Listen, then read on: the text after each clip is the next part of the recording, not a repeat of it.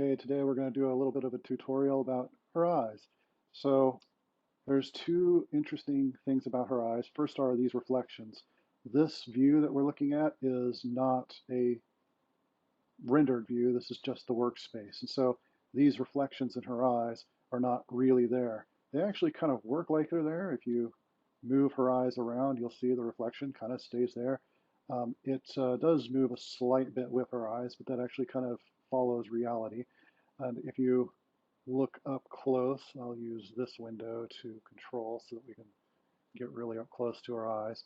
You'll notice that these reflections are actually real geometry just kind of floating in front of her eyes in some magical way. So what is the magical way? If we click one of them, here we go, and edit, you'll see that it's a ring geometry here, and down here there's a couple of I don't know, oval sort of shaped things. That's what these two reflections down here are going to be. And what I've done is there is another round eyeball shaped thing in front of her eye here. And that thing, these are shrink wrap too. So if we take a look at the constraints on here, you'll see that I'm doing a target normal project shrink wrap modifier outside the surface. And the target is this thing called eye cornea dot r. So there's one for each eye, and offset not terribly important, but the general idea there is just that it's shrink wrap to that. The advantage of the fact that it is shrunk wrap to it is if I move that, it'll actually change the size of it. So I can grab this thing is what I'm using to control that. If I move this controller and her head here, what it does is move a bone that those eye highlights are attached to. So they're actually just moving further and further away from her face. So when they project back onto the cornea, they're smaller. Here it is all right next to her eye, and so it ends up looking rather large. So I can kind of decide where do I want that highlight. I can also change the shape of the highlight. I have another one that's a rectangular shaped one, and that's kind of how that works.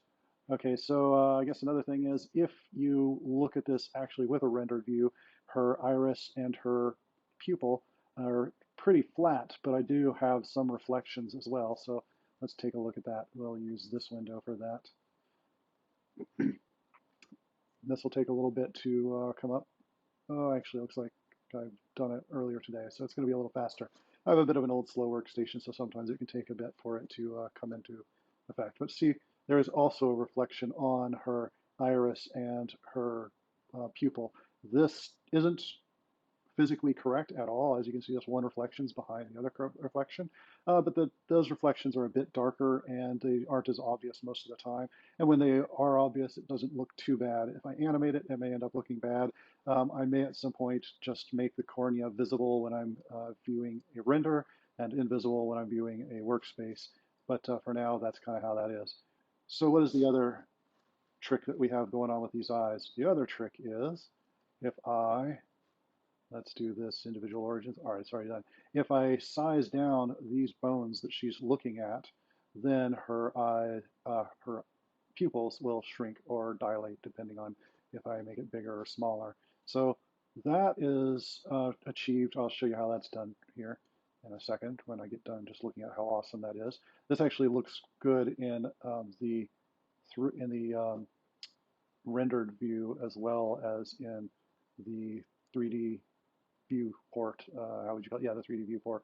So you can see these irises, excuse me, yes, the irises are actually moving, constricting, and coming apart. I mean, maybe we should actually zoom in a little more. It might not be that obvious if we're zoomed out, but the irises are actually acting like real muscles. The pupil itself is not perfectly round. When I originally modeled her eye, I kind of liked it being a little irregular, but now that this is happening, I'm not that big of a fan of when it's shrunk all the way down, how non-circular that looks. I may go make that circular again at some point, but for now, I don't generally ever do that stuff. It's not a big deal. All right, so let's look at how that is achieved. So if we look at the actual eye, and let us get out of rendered view because my CPU will explode, and look at the constraints, there is that's just the subsurf, which is not terribly interesting. But there's also a simple, I believe that is what this is called, a simple deformer. Actually, let's find out what that's called because I'm not actually sure. Simple deform, yes.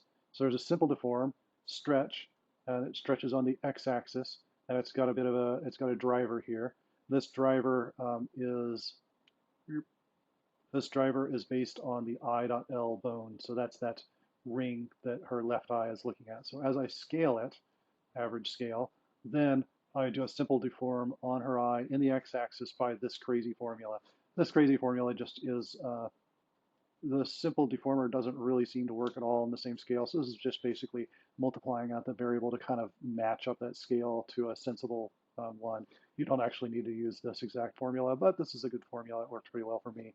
And not coincidentally, there's another simple deform stretching on the z-axis, and that just, in this case, the eye is looking forward on its y-axis, so x is right and left, z is up and down, and the driver is exactly the same thing. I.L, take the average scale, local space, do the same exact crazy formula and do it. So then both eyes are that way. If I just look at her right eye, it's just got the exact same things, but for the right eye bone doing it.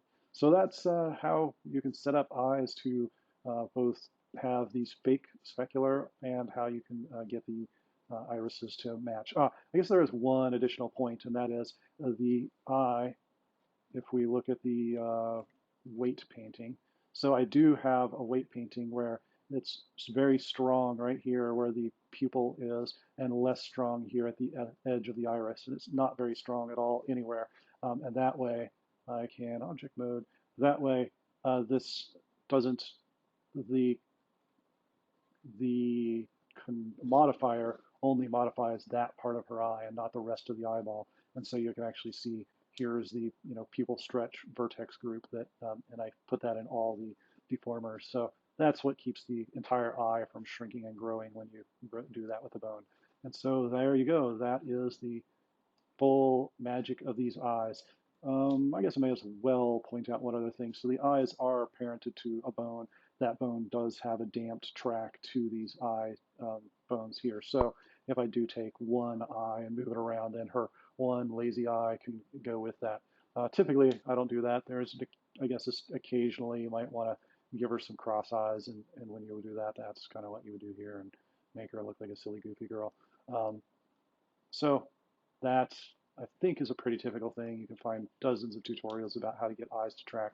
I didn't do anything special there. But there you go. This is Princess Verachantesse's eye setup.